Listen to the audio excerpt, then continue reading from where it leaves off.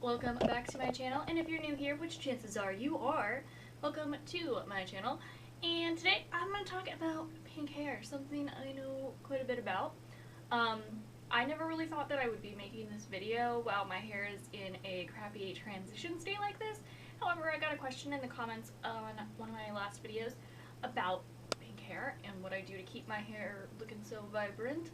So, despite the fact that I'm kind of transitioning my hair, I'm going to answer this. I'm also going to answer some questions about if you don't use the products that I use, what you can do about certain hair situations that come from having unnaturally dyed hair, particularly bright, vibrant colors. So, also, I think I'm just going to talk about what I'm trying to do with my hair right now. Keep in mind that nothing is sponsored. I'm not sponsored. None of these products were given to me for free.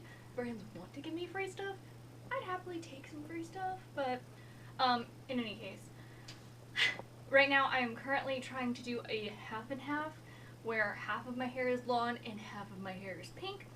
I just thought it would be fun to kind of change things up. I'm used to having a pink ombre, but I did 2 bleachings on this side, really short bleachings by the way, with low volume, and it's kind of turned to pastel color. I've accidentally gotten some pink onto strands from this, and that just kind of happens. So it is what it is. I'm not too worried about it. But yeah, I need to do one more real severe bleaching and then toner it, and I think it will be as blonde as it's gonna get.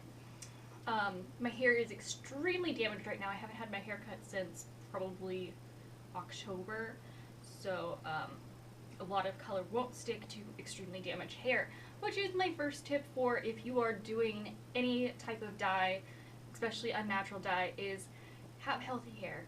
Give it some chance to cling to you and give it, something to cling to. If your hair is extremely fried or damaged, it is not going to cling evenly, because it's going to cling to the top half of your hair, which is most likely the least damaged of your hair, least likely to be fried by heat. It is least likely to be fried by bleach and excessive bleaching and whatnot.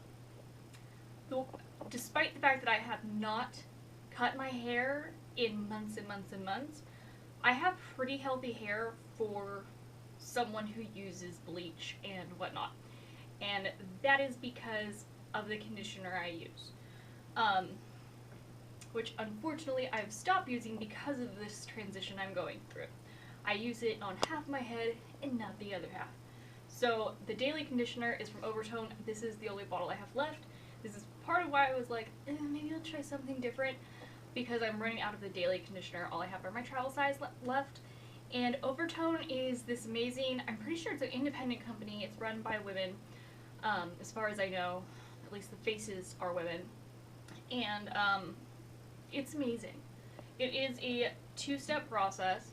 You have your daily and you have your deep condition, which I always have been a big fan of deep condition, because deep conditioning my hair is just a normal part of bleaching my hair.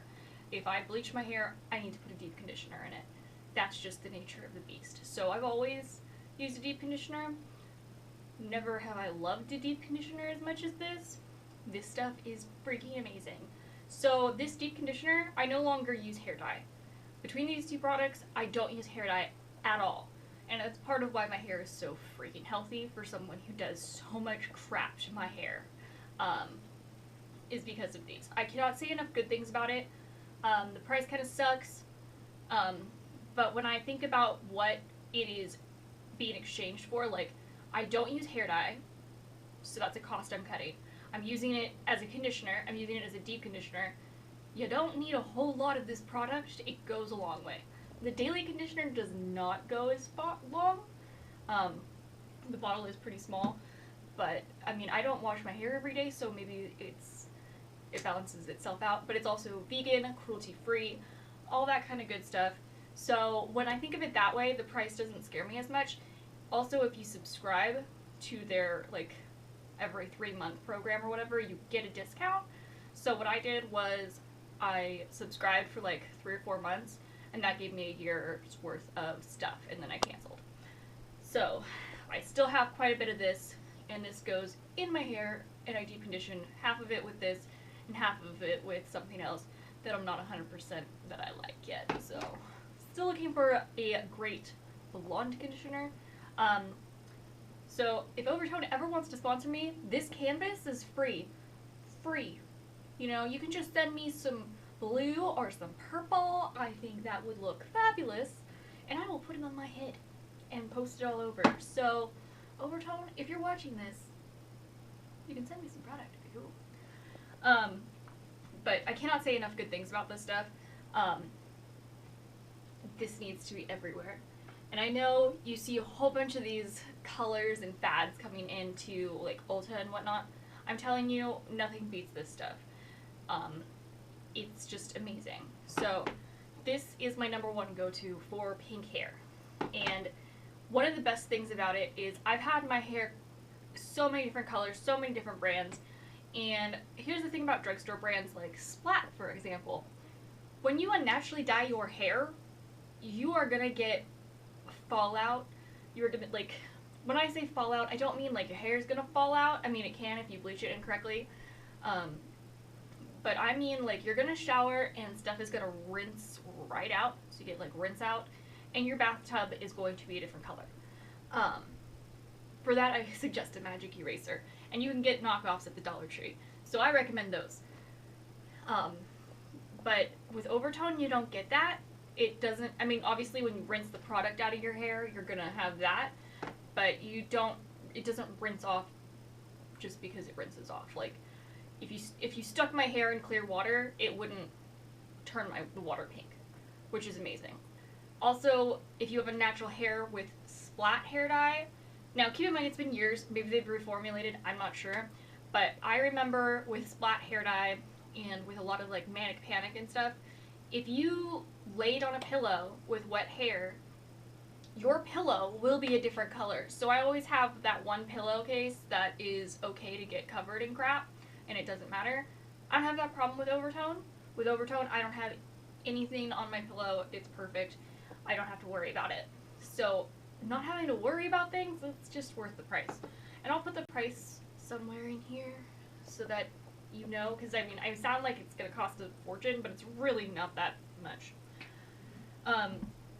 The other thing that I use to make sure that my color doesn't rinse out, because with any shampoo, well, I guess I should say any good shampoo, you're cleaning your head, so it takes product out. So the same is going to be true for hair dye and whatnot. However, there are ways around this, and this Bedhead Color Goddess shampoo is a lifesaver. It will not remove color. I cannot say this enough. It does not remove color. I saw this really cool video on YouTube. If I can find it, I'll link it below. But they compared a bunch of high-end and low-end drugs, like color-protected shampoo and non-color protected shampoo. And this one ranked highest. I was already using this, so I kind of already knew that it was going to rank pretty high.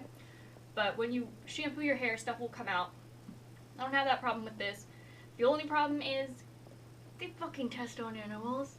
So I'm trying out a new shampoo and conditioner, and unfortunately it does have some rinse out.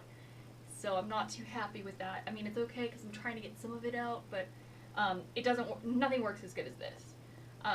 This stuff is worth the price, especially if you can go to Ulta's like jumbo sale or whatever. This stuff is pretty amazing, and it smells really good too, which I really like. So those are really my secrets for having unnaturally colored hair. But if you are doing unnatural colored hair and you're not doing it in the Overtone route, well, first off, save yourself some money, just go do the Overtone route. Another thing I get asked a lot when I'm out in public is, oh, my daughter tries to do a streak in her hair and it always fades out or it doesn't stick. Here's my suggestion for streaks. I've done it a lot, especially when I was younger because I couldn't have a full head of unnatural colored hair. The thing is with streaks, they're gonna rinse out really fast. They're not gonna stay in, and it's just not worth the upkeep because you have to separate it every time. It's just not worth the upkeep. Buy yourself some clip-in extensions. I swear, no one's gonna really notice, and that way you can also change things up whenever you want. and it doesn't damage your hair at all. And if you want to learn how to do clip-in extensions in a way that isn't going to show, let me know in the comments below. We'll do a whole video to it, because God knows that I've used enough extensions in my day. Oh man, I don't want to do this, but insert Scene Kid reference right here. Scene Kid Ashley would, yeah. Anyway, Scene Kid Ashley would love to show you how to apply your extensions in a way that, you know, won't show, but anyway. So that's my #1 suggestion there. I also was a big fan of, they used to make, back in the 90s, they used to make colored gels for your hair, and that's what I did all the time, was I used a colorful gel, so that way I could change up the color of my hair all the time, because that was something I was doing. Another reason your streaks are not coming out the right color is because you're bleaching your hair and not toning it. So like, if I was to put a blue on top of this, yeah, the top right here might look okay, but it's got orange and yellow tones to it. And that's going to change the effect that the colors have. So your hair dye is not going to look great. If you put your dye onto freshly bleached hair, especially if you bleached it yourself and did not get it done professionally, your hair can be kind of slippery and it won't stick quite right, if that makes any sense. But also, frequent shampooing is going to rinse your hair out right away. If you're a teenager or a younger person, chances are you shower more than someone who's a little bit older, because as teenagers, I don't know what it is, but we smell more. Younger kids smell more.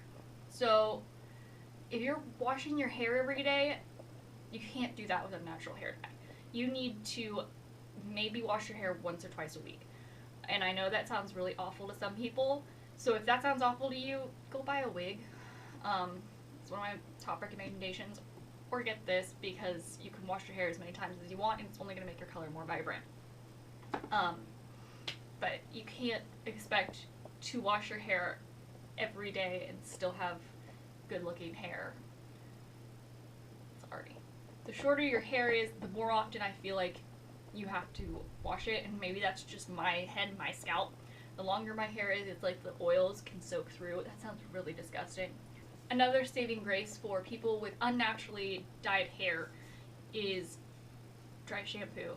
And this is kind of controversial because some people hold the tea scandal and making your hair fall out, creating sores.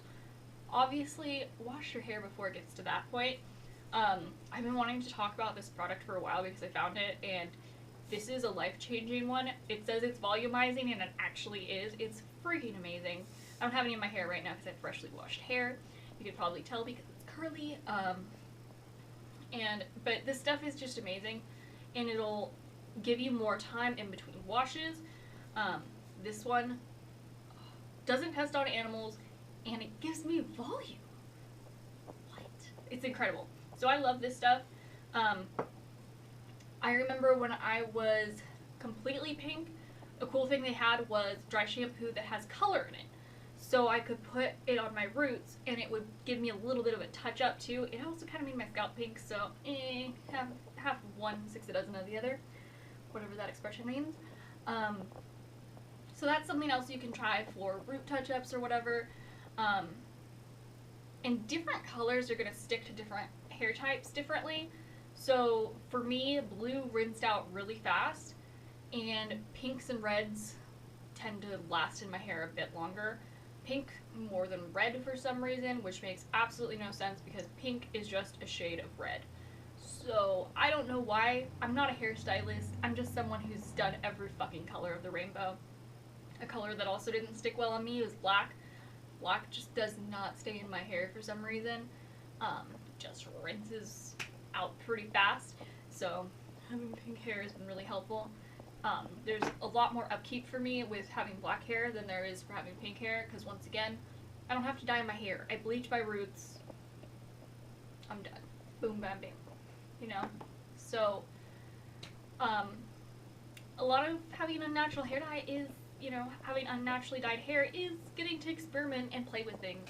So hopefully some of these suggestions work for you, and let me know if you've tried something that works great for you, and maybe we could talk about it. If you were thinking about dyeing your hair in a natural color, and want to talk to somebody about it, hi. You can come talk to me on Twitter or Instagram. I love to talk about hair dye. I love to talk about crazy colors in your hair and how to achieve the look you're going for, because half the fun is experimenting and playing with it. So I hope you enjoyed this video, learned anything from this. If you are not already subscribed, please hit the subscribe button, hit the little thumbs up button. It would make me really happy. I also really like chipmunk emojis in the comment section. Don't ask me why, they just freaking make me smile. And one day, maybe I'll make a video about why chipmunks make me smile. In the meantime, stay happy, stay pink, stay fuzzy. Bye guys.